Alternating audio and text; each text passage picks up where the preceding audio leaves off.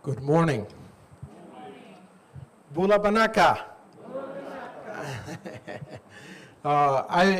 My name is Billy. Billy from Chile. Can you remember that one? Billy from Chile. Billy Martinez. I'm from Chile in South America.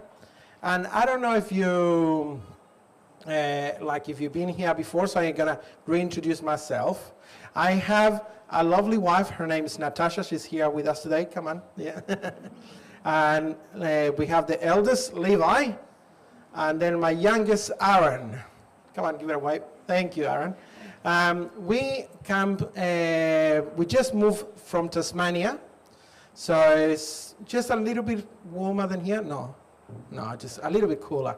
But no, it's but then before that we are from Western Australia, so we're used to the hot weather, but not humid weather. So if you start seeing me sweating, I'm sorry, I just sweat from everywhere. But, I was blessed to go to Fiji many years ago. I'm not going to tell you how long, because then you will calculate my age, and I'm getting too old now. But it was a beautiful, beautiful, beautiful place to go. I remember three things. Number one, how friendly the people were. People will always welcome you with open arms. And number two, Fiji time, man. When we were going to catch a bus, I remember we were waiting with a group of us, and we were waiting, and it's like the bus said to us, he will be there at 8:30, so we're all there as Australians at 8:30, and then 8:40, 9:30, 9:45, he arrives, and they go, we're all going, what happened? It's like, nothing, man, Fiji time. So, no, it's a beautiful, beautiful place, because everybody's more relaxed. There's not this rush about everything.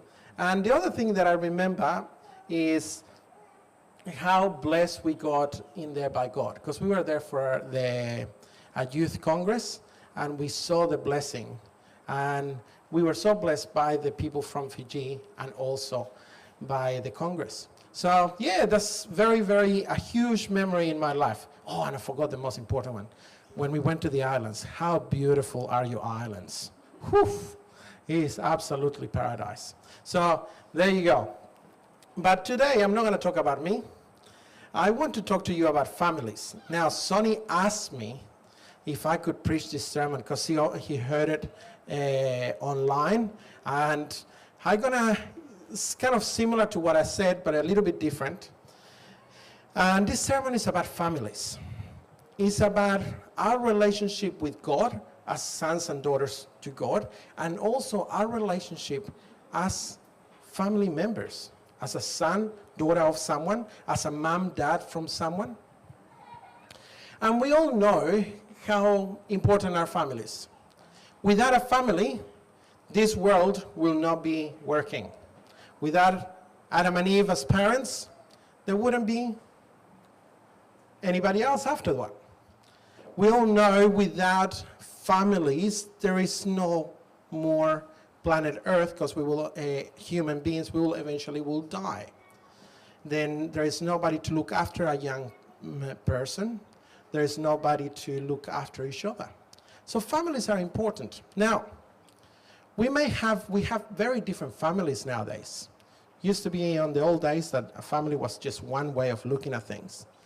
But there could be families in here that are people that do not have biological parents. They have a biological parent, but they may be raised by somebody else that is not the persons that gave them the biological DNA. There could be people in here that may have been raised by a complete different person half of their lives, or by the grandparents. Look, families are complex. They're not easy. But regardless of who you are, you have two things that family have provided you. There is one thing called DNA, okay? That is the genes that they can pass from family down to family member.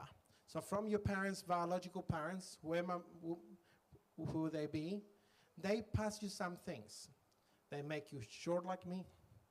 They may give you blue eyes, brown eyes, curly hair, dry hair, no hair like me, or anything like that. You will get those genes, and it could be good things, or it could be bad things like diabetes, or could be great things like be a Michael Jordan, all right, and you can actually dunk a ball.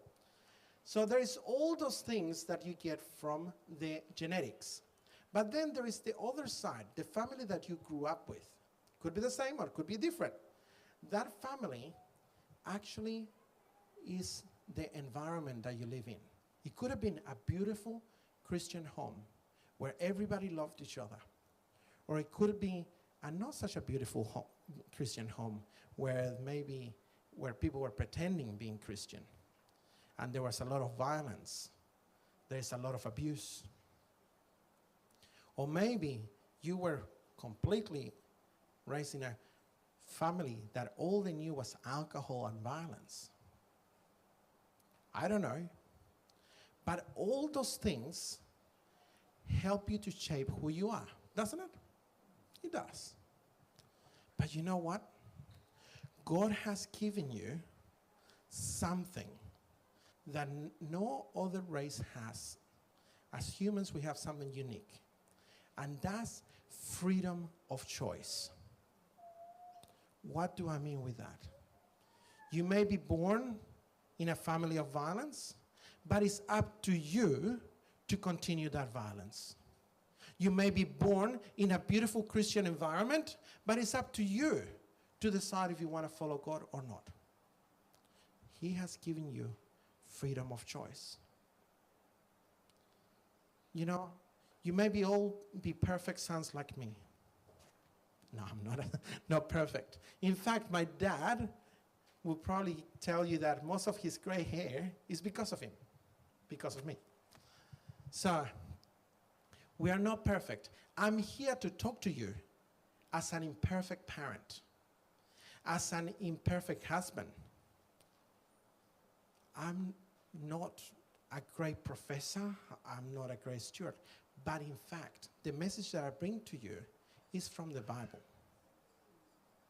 Is the message from God to us on how we should be family, how we should be sons and daughters, how we should interact with each other. It's not coming from me. It's not coming from an expert. It's coming from the Word of God. So, I have titled this sermon called Family Ties. It's not this type of tie, but it's the unions, the things that make us together. God created you, as I said before, with the ability of make your own choices. And sometimes we as humans, we blame our parents, we blame our environment, we blame everybody else, but we don't blame ourselves for our actions. Now, sometimes you will see a parent say, I want my kid to be the best they can to be. I want him to become a neurosurgeon. I want him to be the best thing in this planet. I want him to make a difference. And the son goes, yes, I want to make a difference. Yes, Dad. I want to be a farmer and I want to grow sugar. And the dad goes, that's not what I want you to do. Why not? That's his desire. He can change the world by providing food for others. Or maybe he decides to go in a wrong path and says, I want to become a lawyer. Or even worse, a politician. Nah. Look, the thing is, we all want great things for our kids as parents. But at the end of the day, the person that has to decide who they are is the child or the kid. If not, just ask the late Queen of England. We cannot ask her now, but maybe later on down there. She wanted her grandkids to follow the monarchy. Once one of the grandkids got married to a famous actress, they went, you know what, see you later, monarchy, we are out of here, we just want to cash in, see you later. Did she have any power over that? No. You can make your own decisions. So, let's look what the family has to be according to the Bible, okay? Now, what I'm going to ask is to open the Bible, but before we do that, I love praying for God to be with us. Dear God, thank you because you have given us this beautiful manual of instruction called the Bible. Thank you because we can find everything we need to know of how to go about our lives in this book. So God, as we open it, let the Holy Spirit speak through us and hear your word. In the name of Jesus, amen. So I'm going to ask you to open your Bibles on Ephesians 6, verse 4. Ephesians 6, verse 4. I have it in the screen as well, for those that didn't bring their Bibles. But it's good to read the Bible because that way you can read the context. But it says, Ephesians 6, verse 4.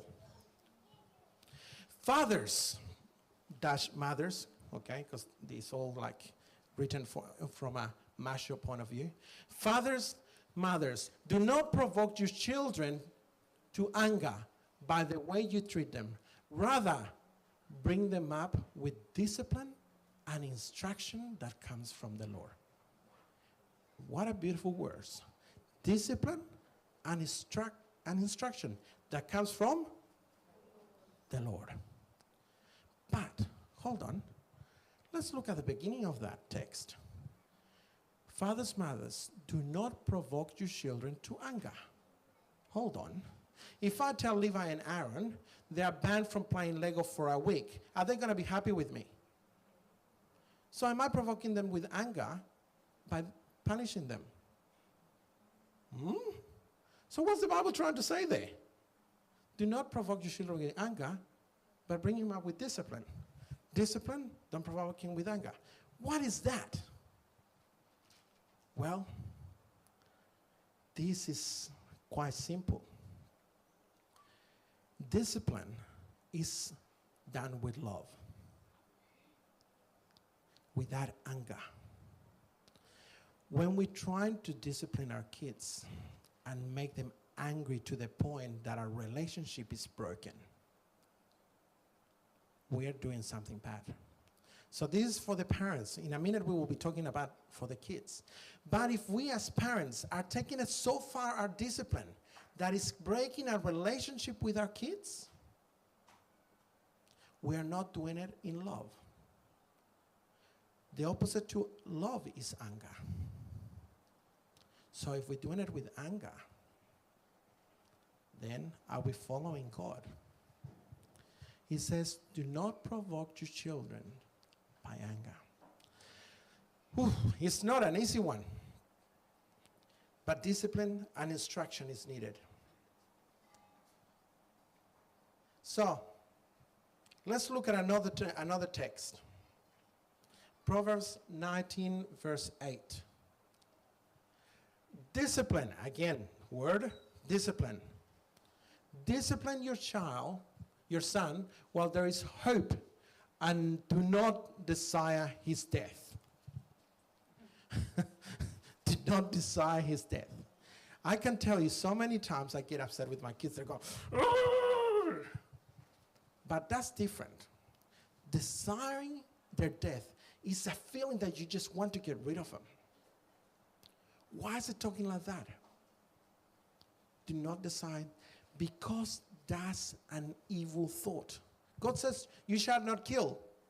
If we're desiring somebody's death, we're already sinning. So he's saying, careful. Relationship with your son and daughter is important. The relationship is so important that sometimes if we get too emotionally attached to these problems, we just have to step back and go, I need to take a breather. I'm going to leave you. This is not over, but I need to step back and come back and talk to you again once I have calmed down.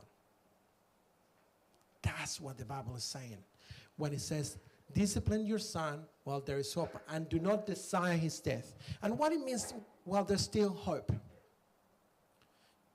the older people in this room, considering myself, the older we get, our views of the world become a bit more narrow.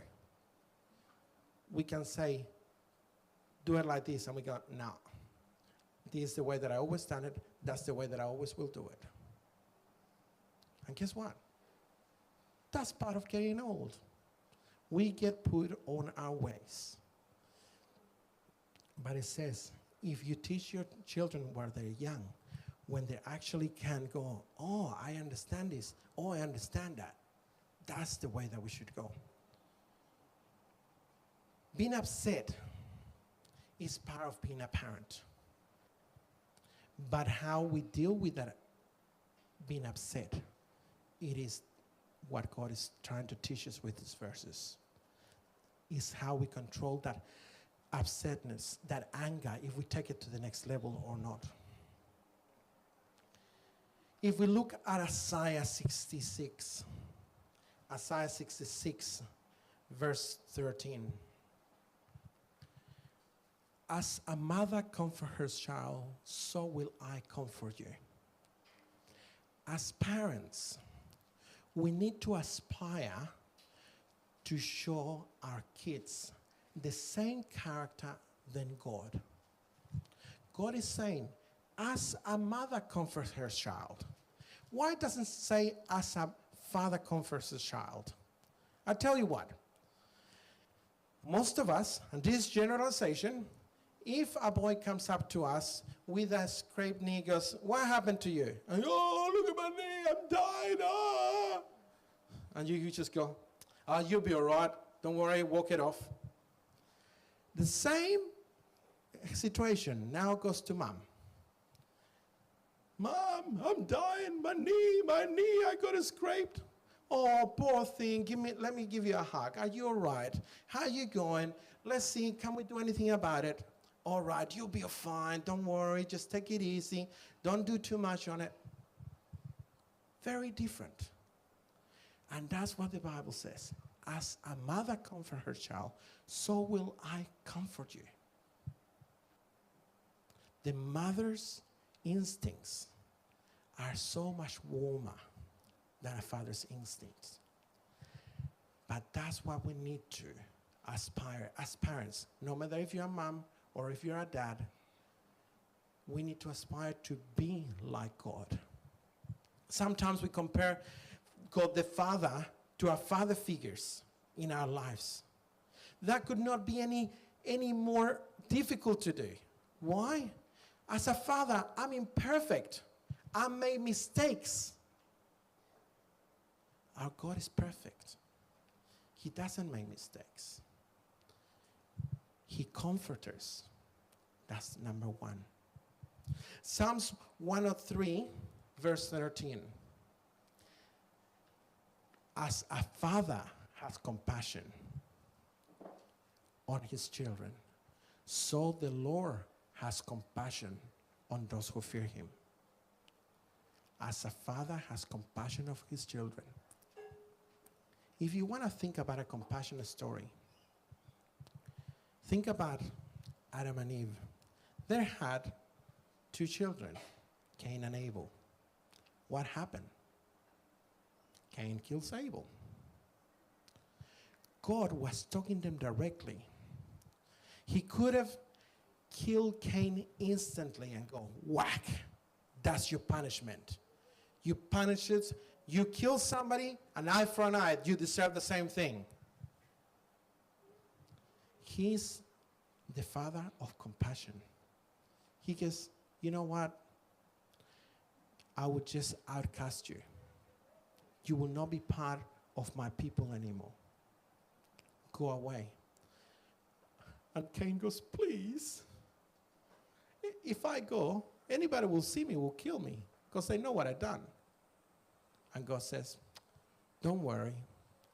I will curse anybody that tries to kill you. What a father of compassion. He still has discipline. He comforts his children, but what he has is compassion. Compassion. Do we have that as parents? with our kids. Sometimes we are so set up on the discipline. What about our compassion? Let's look further in Luke 11, 12. Luke 11, verse 11 to 12. Which of your father, if your son asks for a fish, you will give him a snake? Let's put it in a context of today. You having breakfast in the morning, and somebody, rather than give you Weet-Bix or cereal, here is a cobra ready to eat you on your face. Would you do that as a father? No. So let's read what else it says. On the same. Oh, I lost myself. He goes, or if he asks for an egg, we'll give him a scorpion. If you then, though you are evil, know how to give good gifts to your children, how much more will your Father in heaven give you the Holy Spirit, those who ask him? Sometimes we know that we are inadequate parents, but we still look after our kids, maybe with a sugary, not very good breakfast, but we're still giving them some substance. Then if we look at our Father God, remember, he is perfect. Our relationship with him, what he gives us, he knows what's good for us. He's not going to give you something that will kill us, but instead something that will be good for us. God is asking us to look after our children, to comfort them, to be compassionate, and then to provide for them. This is a very important text that is coming. In 1 Timothy 5:8. 1 Timothy 5:8. If anyone, this is anyone, daughters, mothers, fathers, sons, if anyone does not provide for his relatives, and it's talking relatives, we're not talking about brothers, sisters, or moms and dads. Relatives are all your extended aunties, uncles, all your little relatives. And especially for his immediate family, sons, daughters, mothers, fathers. He has denied the faith and is worse than an unbeliever. So as parents, God is asking us, he's telling us, a mandate for us is to provide for our families. Sometimes that's very difficult. But that's what God is asking us. You know why? The Bible says that in many places, but sometimes we don't listen to the Bible and we have to go through a psychologist. Now, Maslow is a great renowned psychologist, and he says the following. There is a thing that all the teachers will know, a lot of people will know that in education, and they talk about the Maslow hierarchy of need. What is this? It's very simple. That first, you need to meet the physiological things. What it means, you need to provide food, bed, and water. Without those three things, you cannot live, all right? So Maslow says we need to be able to provide that. If we don't have that, life is really tough. You still can live, but it's going to be very tough. But then there is another one, and it's called safety. A safe place where you can actually lay your head without with knowing that somebody's not going to kill you. Where you can rest, de-stress, and go, you know what? This is a good place where you can actually sit down and have a meal. That's what God is asking you to do as parents. To provide a safe place, and you're able to fit the physiological needs. Because you know what? If we don't have that foundation, the bottom is, it says it's impossible to love. It's impossible to have self-esteem. And in fact, it's going to be impossible for the person to have a great life and be successful in whatever they do. If they don't have these things, The rest, education and everything else, becomes secondary. How people are going to love each other if they don't have that? And guess what? That's what God is saying. Provide for your family, because then love will be able to happen. We're not going to be worrying about everything else. We always listen to psychologists, but when the Bible talks, sometimes we just ignore it. We don't have to have these things in place, but when they are in place, actually life is much better. And that's what the Bible is, the book that our Creator given to us. And it says, this is how you should do life. It's the manual of instructions. When you buy something new from IKEA, it comes with all the instructions of how to put it together. And what you do, you follow it. Because that way you actually ended up with whatever you wanted to build. Why don't we follow the instructions of God? He's giving us the manual, but we try to keep looking at different places rather than first start from here. There is also a promise in the Bible. Discipline your child, and they will give you rest. They will give you delight to your heart. So, the Bible is telling us to discipline our kids, to be compassionate towards our kids. Are we hearing it? To provide for our kids. Proverbs 22:6. Train up your child in the way he should go, and when he's old, he will not depart from it. That's probably the most important text that you need to get from today.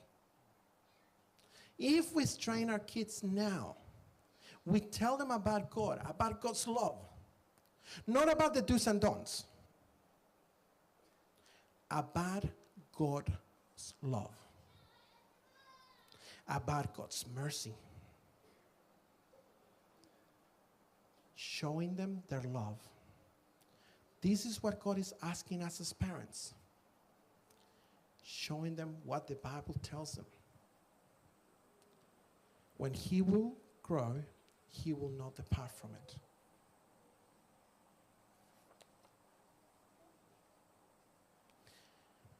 There's a couple more, but I'm just going to go. But they're all the same, these other verses, like Proverbs 10, that a son will bring joy to mothers and fathers. Bring joy.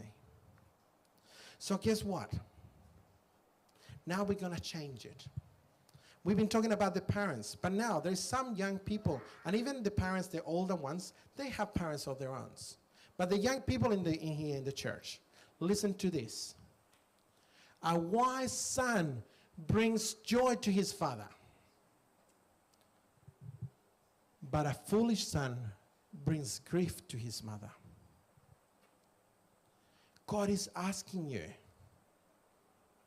use your head. Make your parents happy. Follow what they're saying. I'm not telling you to follow them blindly. We will talk about that.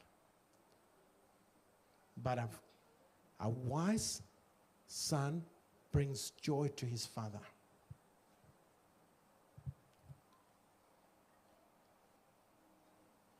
Proverbs 23:25.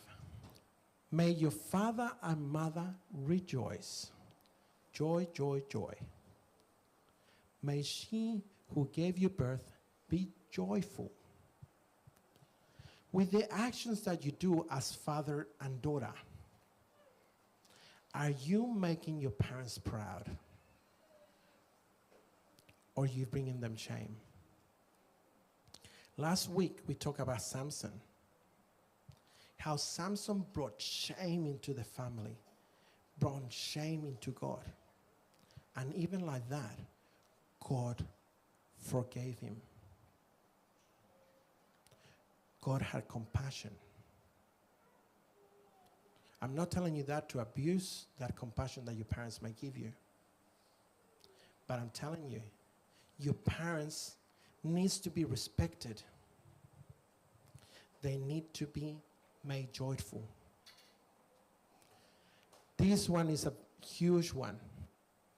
He who assaults his father and drives his mother away is a shameful and disgraceful son. Ouch.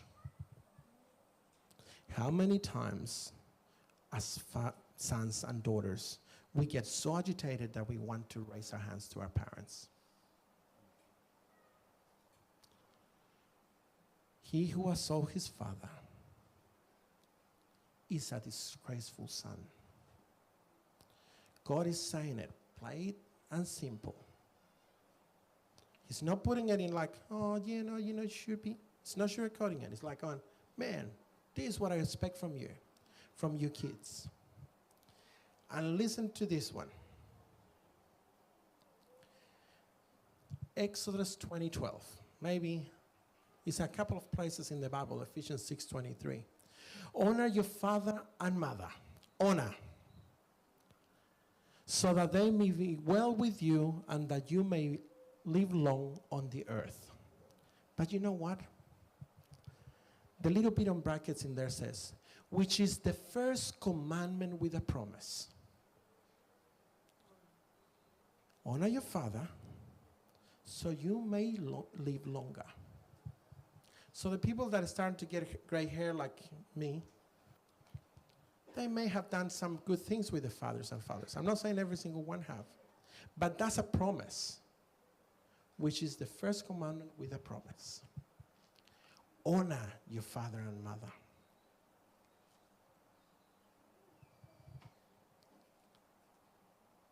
The Bible actually tells us that we don't have to do everything our parents tells us to do.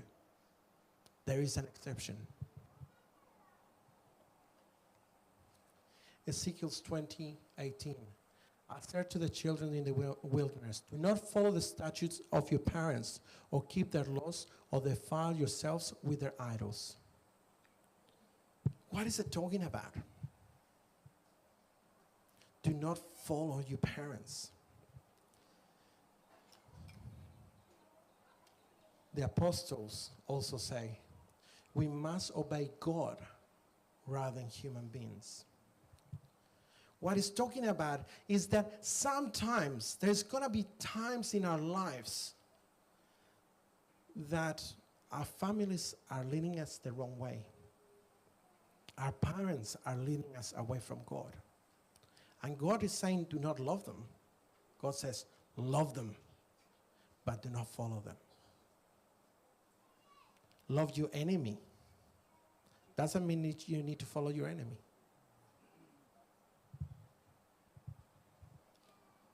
Honor your father and mother. In Matthew 10:34, Jesus says, do not suppose that I have come to bring peace to this earth. I do not come to bring peace, but a sword. For I have come to turn a man against his father, a daughter against her mother, a daughter-in-law against her mother-in-law. Whew, mothers-in-laws, ouch. A man's enemies will be the members of his own household. Anyone who loves their father or mother more than me is not worthy of me. Anyone who loves their son and daughter more than me is not worthy of me. Whoever does not take up their cross and follow me is not worthy of me. Hold on. What's going on? The Bible has been saying, love your kids. Give them everything. Provide for them. And now it's saying, hey, love me first. What's going on? Why we have this text that it says, I'm going to make enemies of your family, enemy of your children? Hold on. What is happening in here? I want to tell you it's very simple. God is not saying become enemies with your family because they just don't follow God. He's saying whenever your family is taking you away from me, do not follow them. We need to love each other. We need to love even the people that do us harm. But we do not need to follow them. Our fathers and parents, sometimes they will lead us away. Our sons and daughters may lead us away from God. But guess what? God is saying, when that is happening, put the brakes on. In fact, love the Lord your God with all your heart and with all your soul, with all your mind and with all your strength. The second is this: love your neighbor as yourself. There is no commandment greater than this. Love your neighbor. Love your parents.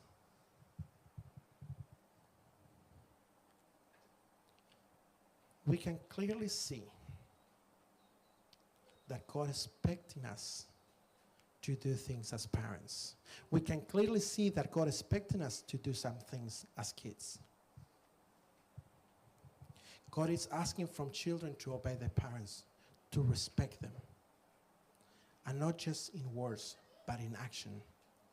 But above all, put God first. Simple. So, we have looked at these two scenarios: what the parents are expected, what the kids are expected. So, I'm gonna make a little resume, all right? Just a little abstract. God is asking from children, okay? Let's listen. This is very, very simple. To obey the parents, to respect them, to love them. Three things: respect, obey, and love. That's the three things He's asking from kids, or from us as sons and daughters to our parents. But God is asking from parents a few more: to comfort the children, to be compassionate, to be patient, provide for our children, and love our children. Simple. Boom, boom, boom. 5 against 3. But you know what? Exactly the same dynamic happens between our God the Father and us. He's asking us for 3 simple things, and He says He's going to do 5 things for us. He comforts us. God is compassionate, even when we do wrong. When we're hurting, He's compassionate. He's patient. I know that He's very patient with me. He provides for us when things are going bad. Even like that story that we had today. How beautiful how God the Father provided for that lady. But above all, He loves us. And what do He expect from return? First of all, love. He expects from us love. With love, you will have respect towards God. When you have respect, the obedience comes. If I do not respect, if I do not love God, there is not going to be obedience. Love, respect, obedience. 3 simple things that He's asking from us. He's not asking anything different from that treatment as a parent to a child to their parents from us. He's doing exactly the same. He's expecting from us love, respect, and obey His commandments. So I want to show you a short video, okay? This one is a sad video. It's not a happy video. Now, some of you may have seen it before, but I want to warn you, it's not a happy video. And it's the testimony of a world wrestling champion. You know those ugly guys or good-looking guys, whatever way you want to look at it, that they tie each other around and they try to throw themselves and they do all these things and they throw themselves for the camera and it's like massive championships. This guy is a world champion. He's the best in the world. And I want to hear for you guys to hear his testimony.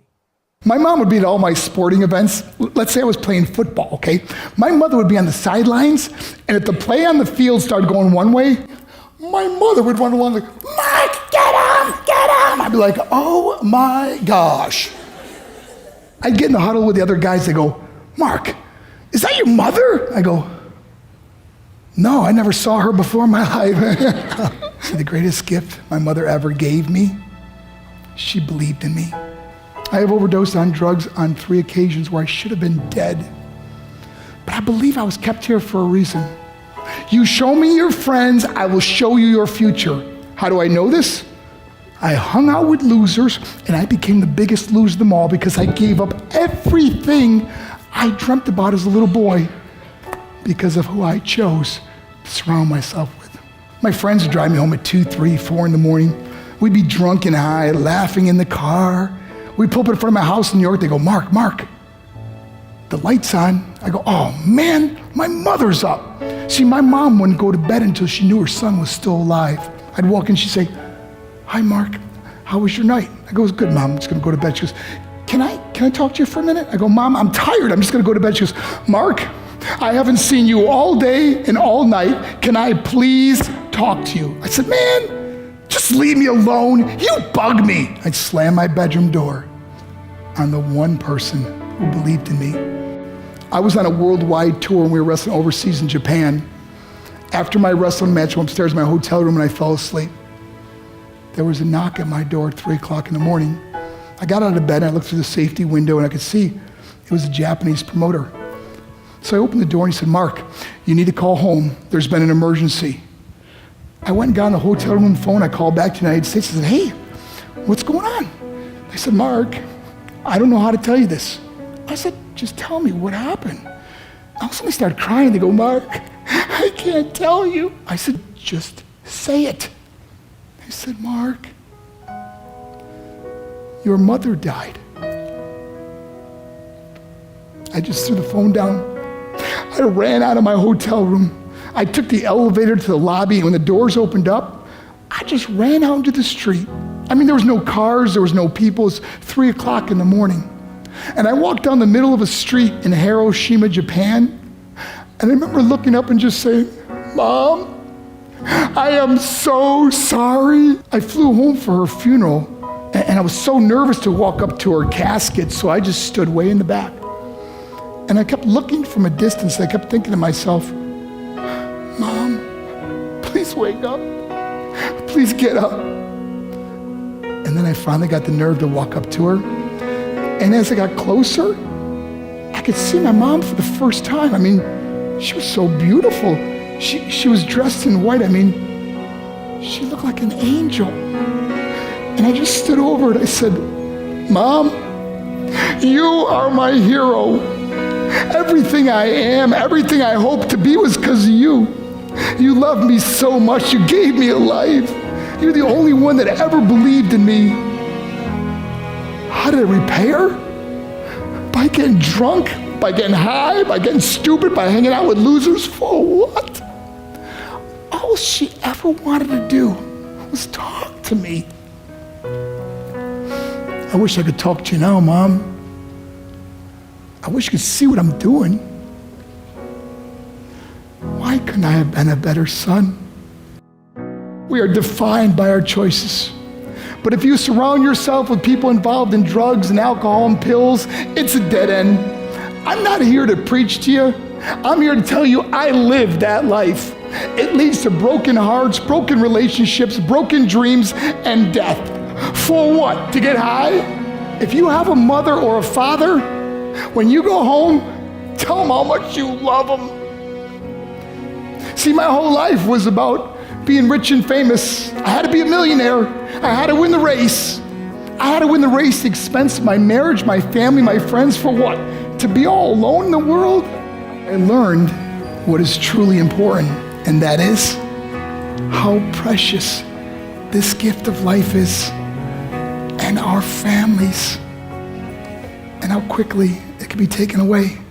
See, I no longer live in time, I live in moments. See, it's not what's in your pocket that matters, it's what's in your heart that truly matters? Love. Love is just a word until somebody comes along and gives it meaning. You're the meaning.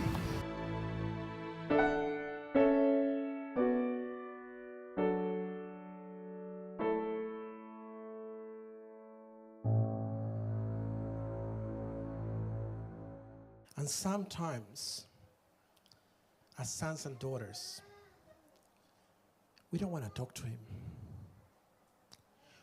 He's waiting for there to talk to us, and what do? We slam the door shut on his face.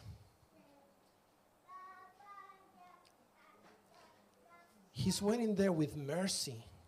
All he wants to do is have a relationship with us, and we don't care.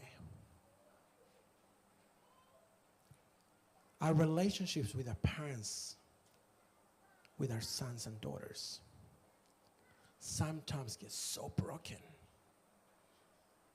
and we don't talk to each other. So I got 2 challenges for you today. One, God asks us to love one another. So I want you to go today, talk to your mothers, your fathers, your brothers, your sisters, your sons, your daughters. And if you have a broken relationship, mend it. Simple. And how? Just love them unconditionally. This life, this gift of life is so short. We don't know what will happen in 10 minutes. So God is there for us. Are we there for our families?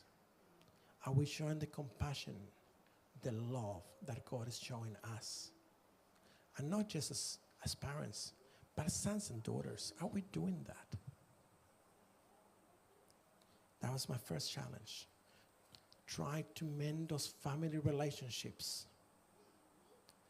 And let's try to do better. I know I have to do better. As I said from the beginning, I'm not the perfect dad or perfect son. Let's do better. Challenge number 1.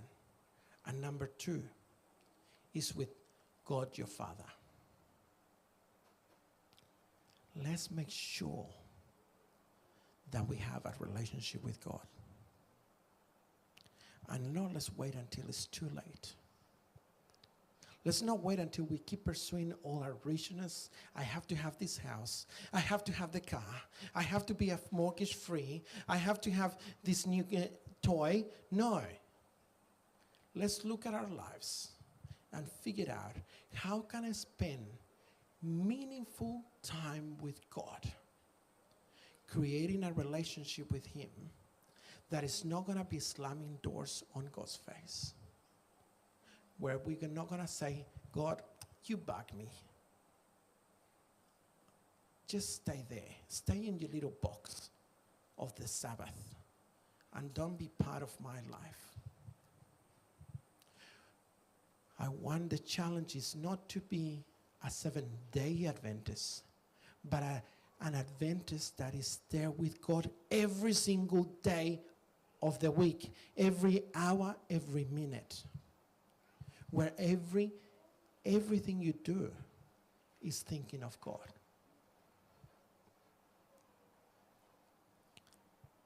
Hatred stirs up conflict, but love covers all wrongs. If we want to mend those relationships, the only way forward is with love. But you know what? There is a verse in Corinthians 13:4-8. It says, love is patient. And I want you to think this. Change the word God, love, for God, because God is love. God is patient. God is kind. It does not envy. It does not boast. It's not proud. It does not dishonor others. It's not self-seeking. It's not easily angered. It keeps records of no wrong. Love does not delight in evil, but rejoices with the truth. It always protects, it always trusts, it always hopes, it always perseveres. Love never fails, but where there are prophecies, there will be cease. Where there are tongues, there will be still. Where there is knowledge, it will pass away. God is love. God never fails.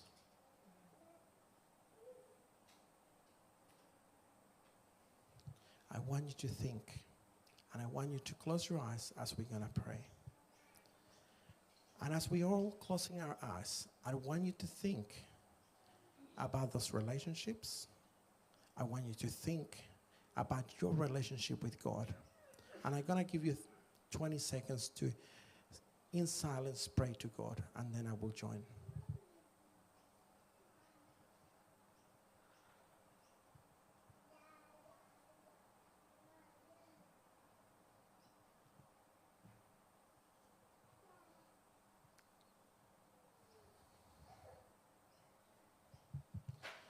God, thank you for showing us in the Bible how to be better sons, how to be better daughters, how to be better fathers and mothers. God, help us to do better. With the help of the Holy Spirit, anything is possible, no matter what our upbringing, no matter what our DNA. God, with you, anything is possible. And God, as we go from here, let your Holy Spirit help us to get closer to you, to open our hearts, and to have a genuine relationship with God. Not a relationship that is just put to one day, but a relationship that is every day seeking you more and more. In the name of Jesus, amen.